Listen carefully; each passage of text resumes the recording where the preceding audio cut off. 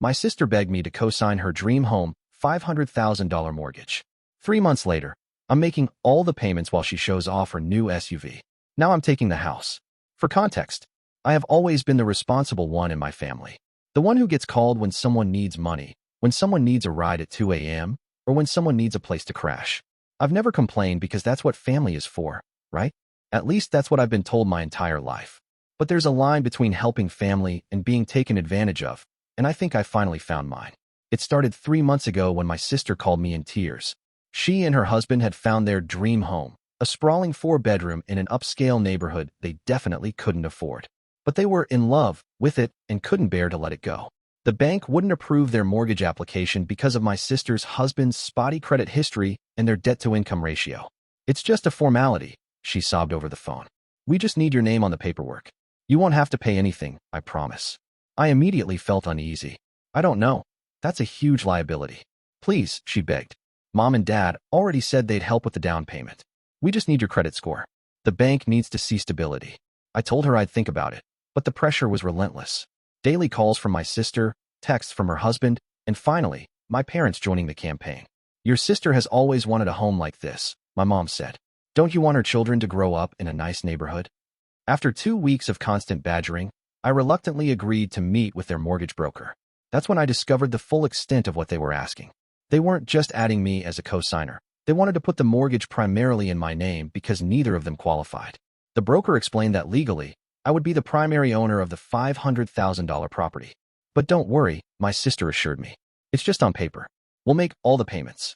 Against my better judgment and the advice of the broker, who gave me a concerned look when my sister wasn't looking, I signed the papers. I told myself it was just to help family, and they'd be responsible with the payments.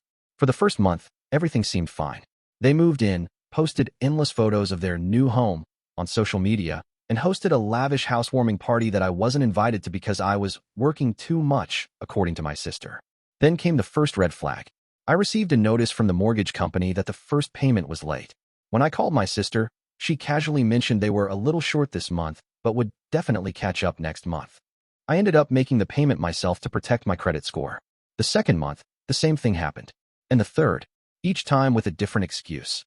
Unexpected expenses, her husband's hours were cut, the kids needed new clothes for school. Each time, I covered the payment, draining my own savings.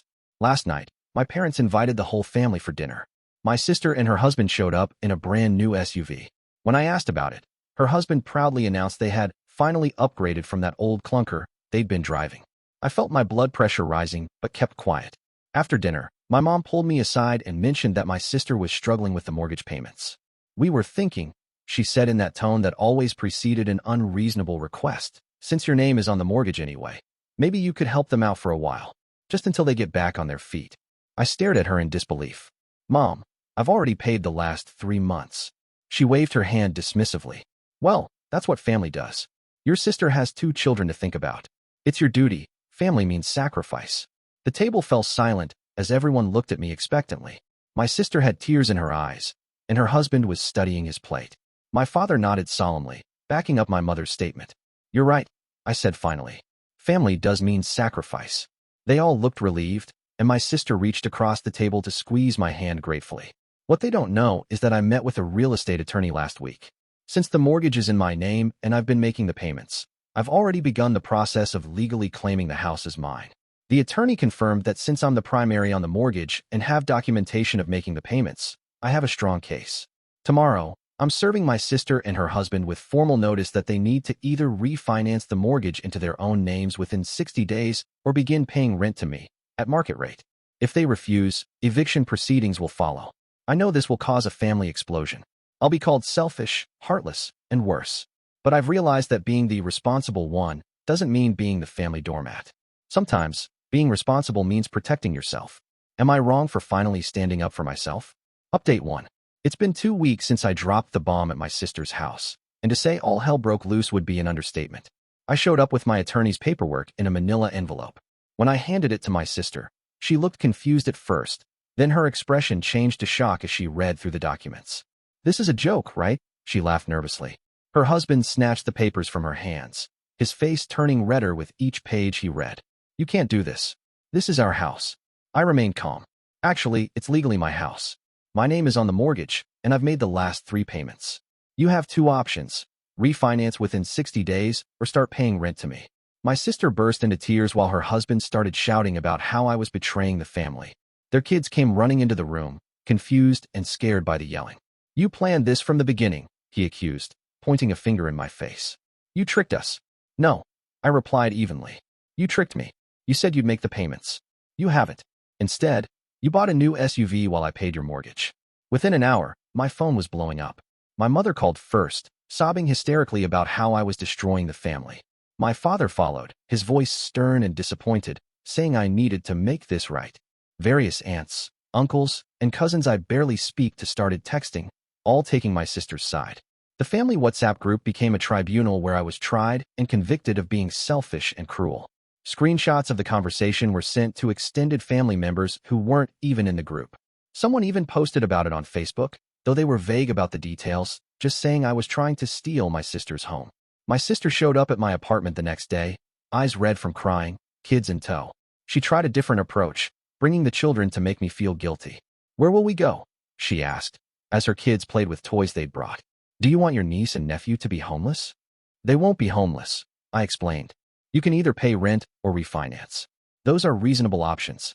We can't afford market rent, and the bank already denied us once for the mortgage." "Then maybe you shouldn't have bought a $500,000 house," I said, "or a new SUV when you couldn't make your mortgage payments." She left in tears, and I felt terrible watching my niece and nephew being led away, confused about why everyone was upset.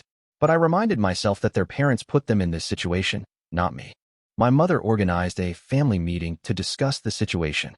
I agreed to attend, bringing copies of the mortgage statements showing my payments and screenshots of my bank transfers. I also brought a friend as a witness, which immediately caused an uproar. "This is a private family matter," my father insisted. "Exactly why I brought backup," I replied. "So there are no misunderstandings about what's said here." The meeting was a disaster. My sister and her husband claimed they had only missed 1 or 2 payments, and that I was exaggerating.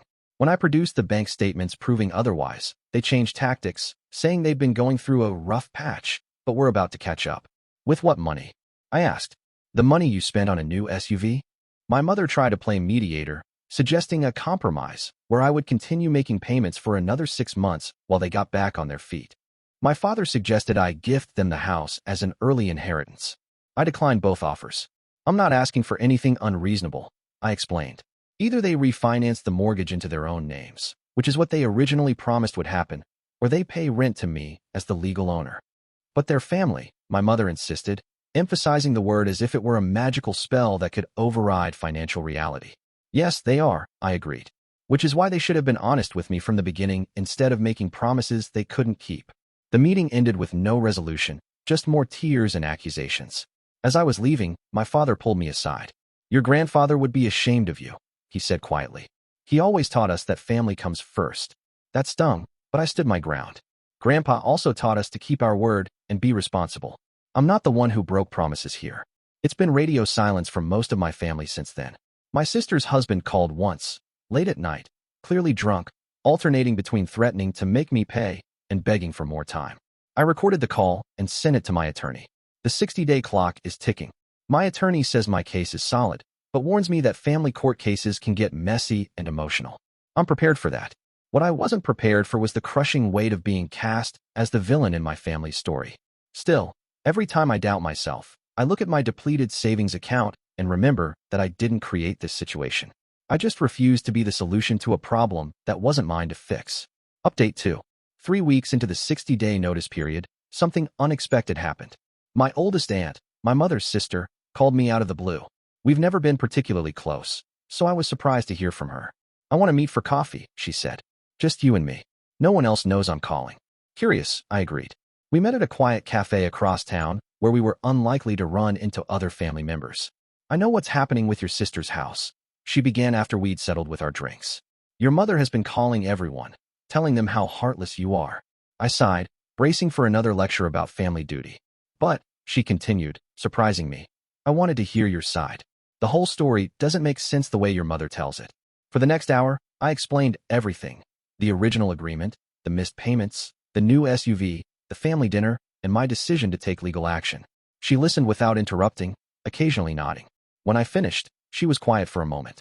Then she said something that nearly made me spill my coffee. Your sister and her husband did the same thing to me 5 years ago.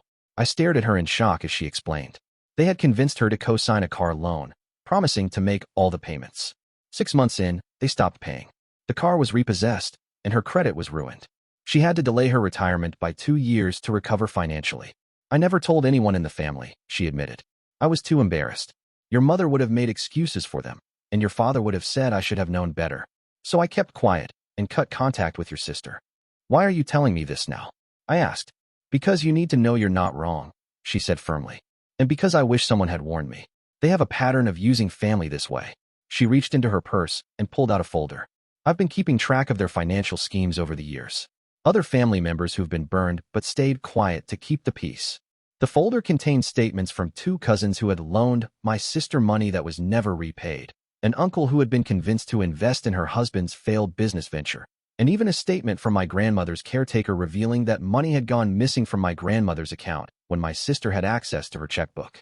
Why hasn't anyone said anything? I asked, stunned by the pattern. For the same reason you're questioning yourself now, she replied. Family pressure. Your mother's insistence that family helps family, no matter what. The fear of being ostracized. Before we parted, my aunt squeezed my hand. Stand your ground. You might be the first one to actually hold them accountable. Armed with this new information, I felt both vindicated and furious.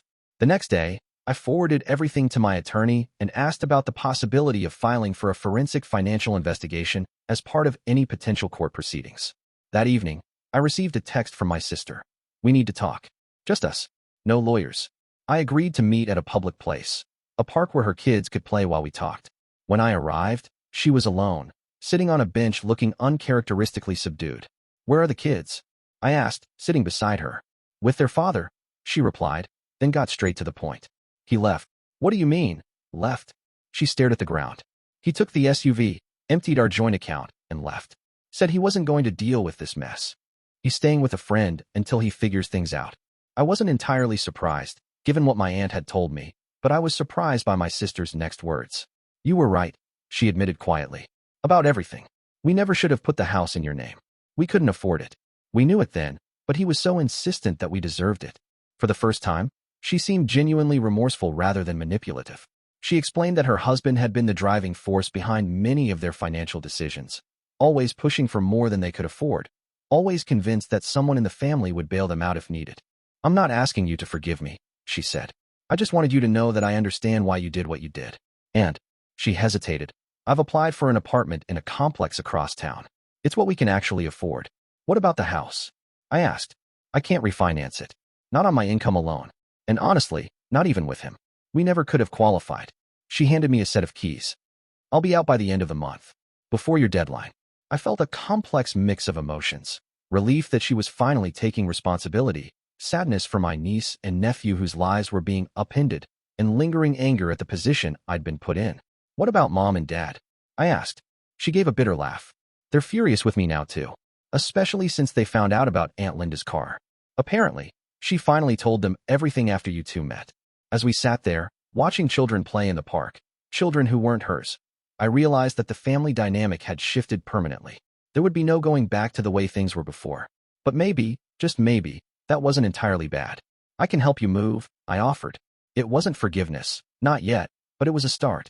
She nodded, tears in her eyes. I'd like that. I don't know what will happen with the house yet. I'll probably sell it. It's too big for me, and frankly, I don't want the reminder of this whole mess. But whatever happens, I know one thing for certain. I've learned where my boundaries are, and I won't let anyone, family or not, cross them again. Family does mean sacrifice sometimes, but it should never mean sacrificing your financial security, your self-respect, or your right to be treated honestly. That's the lesson I'm taking from all this, even if it came at a higher price than I ever wanted to pay.